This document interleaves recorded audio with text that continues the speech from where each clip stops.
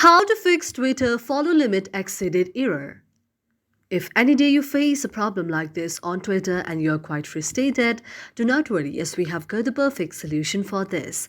For this, first of all, you have to go to the search icon on your mobile device and search X out there. After you see an interface like this, now you have to tap on the very X application. After you tap on the very X application, you can see an interface like this. Now you have to go to the option of app information. After tapping on app information, you can see the interface of the app information. Now you have to go to the option of notifications. After tapping on notification, you have to enable allow notification and also need to enable allow sound and vibration.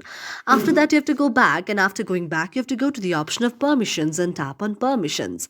After tapping on permission, you have to allow the permission to the camera, contacts, location, microphone, nearby devices, notifications, phone, and photos and videos. After that, you have to go back again and then go to the option of set as default. After tapping on set as default, you have to enable open the supported links and then go back again.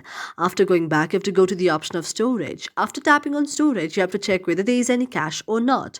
If you see any cache, you have to go to the option of clear the cache and then go back again.